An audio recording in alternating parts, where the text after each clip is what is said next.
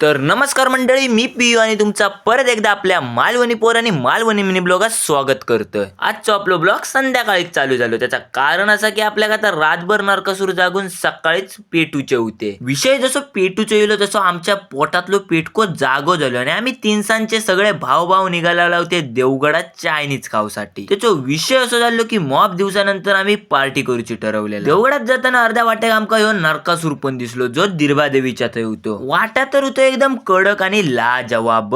नरकासुराक टाटाबाई केल्यानंतर आम्ही सगळे येऊन पोचला होते चायनीजच्या दुकानाच्या बाजू. होय, आपलं ऋतिक यावच्या कारण आम्ही सगळे अकडे तकडे वावळत होता. पण ऋतिकची वाट बघून कंटाळल्यानंतर मी आणि भाईग्यान असं ठरवलं की आता आपण जरा लिफ्टने पासा फेरी मारायची. त्या कारणाने तो आणि मी आपले लिफ्टच्या हईला आणि बघू होता कसा काय लिफ्ट असता आणि कशी काय वर खाली होता ती. जवळजवळ मॉप आणि लिफ्ट आमच्या दर्शनाटी खाली येली आणि लिफ्ट खाली जाताच आम्ही तिची लगेच सवारी पण केली. सवारी करताना आमचा असं ठरला की जायचं आता लाचच्या मधल्या. त्या कारणाने लाचचा आकडो 4 असल्या कारणाने आम्ही 4 दाबल्या आणि सवारीक आमच्या सुरुवात केला. होय, आरशात दोघांनी पण खर्चापुरती तेवढी शायनिंग मारला आणि आमच्या पुढच्या प्रवासाक सुरुवात केला. दाबलेला होतं 4थं मधलं, पण येऊन पोचला खालच्या मधल्यावर. पण ह्या काय आमका गणित कळलाच नाही. त्याच्यामुळे आम्ही परत दोघांनी ठरवलं की आता परत एकदा आम्ही दोघांनी पण भुतूर जायचा. ह्यो नक्की विषय काय झालो ना तो जरा तुम्हीच कमेंट मध्ये आमका नक्की सांगा. त्याच्यानंतर आम्ही ठरवलेल्या 4थ्या मधल्यावर इलाव आणि आमच्या आजच्या खेळाक सगळ्या आम्ही समाप्ती देऊन टाकला. खेळाक समाप्ती देऊन जशी आम्ही खाली इलाव तसं हेचो खेळ नको तो सुरू झालो आणि ह्यानी खेळता आमच्या वडाच केला नाही, बाजूक गट्ट फेकून होतो. ता सगळा सोडा,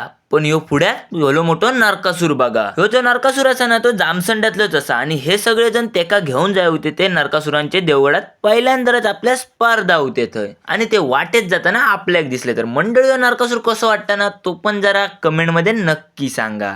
ह्या पण नरकासुराक टाटा केला आणि पोटासाठी परत एकदा ताटार येऊन बसला. पण ताटार बसान तर पोट भरणार नाही, ह्या कारणाने मिनिटात आपल्या हातान पोट भरूक सुरुवात केल्या. होय, बघता बघता हे सगळे टाइमपास तर एकदम शिस्तीत काय होते, पण ह्यानी त्या टाइमपासाची शाप चायनीज भेळच करून टाकल्याने होती. तकडचो कॅमेरा हकडे करीत आगत ह्यानी शाप त्या टाइमपासाचो भुसकाटच उडून टाकलेला आहे. ह्यानी मागवलेली यांची ऑर्डर पण इलेली, पण आमची ऑर्डर अजून पण पेंडिंग काच होती. त्याच्यात पप्प्यादान असा काय केल्यान की सगळं विषयच हार्ड करून टाकल्या. मिनिटाची डोळ्याची पापणी मित्यात त्याच्या पुढ्यातली पोळी गायब केल्यान. यांची पोळीवरची जशी भानगड सपली तशी भानगड चटणीवर येऊन राहिलेली. शेजवान चटणी याने आपल्या हवी तेवढी वाटून घेतल्याने आणि वाटीये माझ्या पुढ्यात ठेवल्याने. वाटकी पुढ्यात ठेवूचा कारण असा होता की आमच्या पोटा पाण्याची अजून सोयच झाली नाही, कारण आम्ही दिला होती ऑर्डर, आमची अजून इलेलीच नाही. बघता बघता आम्ही मागवलेली ऑर्डर पण इली आणि ऑर्डर इल्याला आमच्या पोटात कायची आग पडलेली की ती पुढच्या 5 मिनिटात सगळी गायब पण करून टाकली. तर मंडळीचो पार्ट 2 आपल्या घराकडच्या नरकासुरांचो लवकरच येत. चला.